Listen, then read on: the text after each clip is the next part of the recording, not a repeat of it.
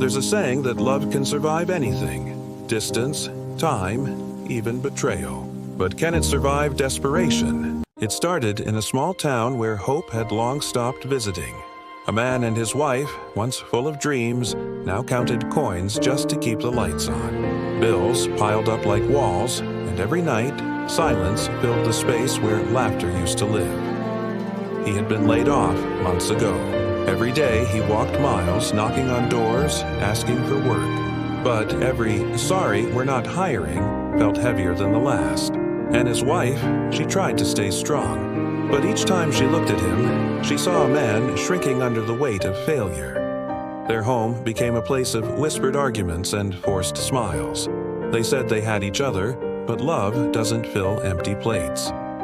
Then, one day, while searching for work, he passed by a community center. Children were laughing, volunteers serving food, and at the center of it all, a woman. Her skin was dark, her voice calm, her presence magnetic. She was helping others, but her eyes told stories of her own struggles. When she spoke to him, it wasn't pity in her tone. It was empathy. She told him about a program, a community grant meant for married couples starting neighborhood projects. It wasn't much, but enough to rebuild a life. He listened, half interested, half desperate. A spark of possibility lit up in his mind. But the program required a couple, and his wife couldn't be on the papers for personal reasons. That night, as he explained it all to her, something dark was born. He suggested something insane. What if he married the woman from the center, not for love, for paperwork, for survival? At first, his wife laughed in disbelief. Then, when she realized he wasn't joking, she froze. Her heart sank, not only from the thought of sharing her husband, but because the woman he wanted to marry was black. She told herself she wasn't racist. She just didn't like the idea. But deep down, she knew her anger came from both fear and pride. He told her it would be temporary, just a formality. He promised he'd still love her. He promised he'd come home to her every night. And like so many broken promises before, she believed him. The wedding was small, quiet, and shameful. No guests, no family, just signatures and lies. He told himself it was just business. She told herself it was just paperwork. But both of them knew. Something had changed forever. When word spread, the town turned cruel. Neighbors whispered behind curtains. Some called him a sellout. Others called her a fool. And the black woman, the one who only wanted to help, became the center of gossip and prejudice. She heard the whispers, too. Why would a woman like her marry a white man like him? She's trying to buy love. They didn't know she was just trying to help, but despite everything, they began to build something good. Together, they cleaned streets, started food drives, helped families in need. The grant came through. The project thrived. And for the first time in years, he felt useful again. He smiled more. He laughed more, and slowly, his guilt began to fade. But back home, his wife watched the change. She noticed how his voice softened when he talked about the project, how his eyes lit up when he mentioned her. And she realized he wasn't just working with the woman, he was falling for her. One evening, he came home late, smiling in a way she hadn't seen in months. She asked what was funny. He said nothing. But his silence said everything. She turned away before he could see her tears, because she knew. She'd lost him, not to money, but to kindness. Still, she said nothing, because in her heart she blamed that woman. Not her husband, not the choices they'd made, but the color of the woman's skin, as if it made the pain easier to understand. And while she sat alone at home, he sat at the community center, feeling something he couldn't name: peace. For months, they built their dream project together until one day, it all came crashing down. A government official arrived.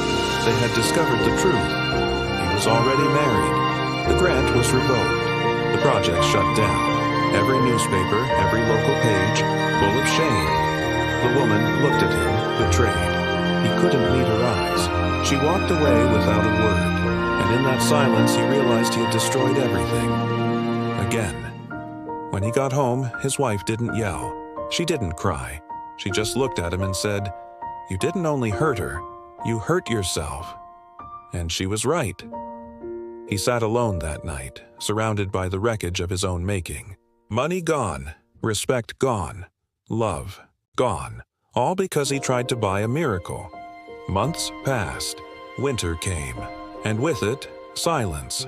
The man had nothing left but regret. He spent his days wandering the same streets he once walked in search of work. Except now, he wasn't looking for money. He was looking for forgiveness. He started volunteering again at the community center. No pay, no recognition. Just quiet labor. Sweeping floors, fixing chairs, serving food. He thought he'd never see her again. The woman he had betrayed. But one morning she walked in. Not angry, not smiling. Just calm. They didn't speak at first. She simply picked up a broom and started cleaning beside him. And in that silence, something healed. Days turned into weeks. They rebuilt the project, this time without any grants, without lies, just honesty and work. The community, once judgmental, began to notice. The same people who whispered behind closed doors now came forward to help, because truth, when it returns, carries power. Meanwhile, his wife watched from afar. She had left him after the scandal, said she needed space, but she couldn't stop wondering if the man she'd loved was still in there somewhere. One day, she visited the center. When she saw him and the woman working together again, her heart twisted. Not in anger, in realization. She realized that her hatred had never been about race.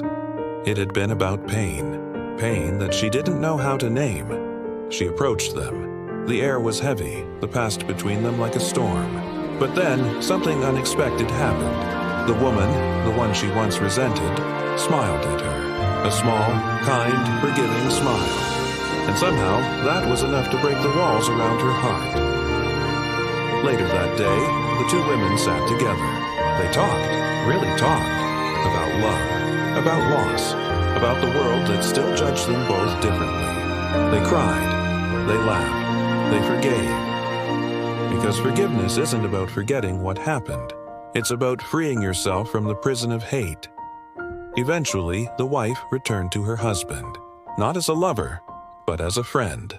They didn't rekindle romance, they rebuilt respect, and the woman from the community center, she became the heart of the neighborhood. Her project grew again, funded this time by the very people who once doubted her. The man kept working beside her, quietly, humbly. He never spoke about the past again. He didn't need to. The way he lived now said everything words couldn't. Years later, when people spoke of him, they didn't mention the scandal or the lies. They said he made mistakes, but he fixed them. Because redemption doesn't erase your past. It teaches you how to walk with it, without tripping again. Soft, emotional swell of music. And as for love, he finally understood what it really meant. Love isn't a deal. It isn't survival. It isn't skin color, or paper, or money. It's choosing to do the right thing when no one's watching. It's forgiving, even when you can't forget. It's standing side by side, not as colors, not as contracts, but as human beings. Music slows, piano fades into silence. In the end, he didn't find riches. He didn't rebuild his marriage, but he found peace. And for a man who once tried to buy happiness, peace was the greatest wealth he'd ever known.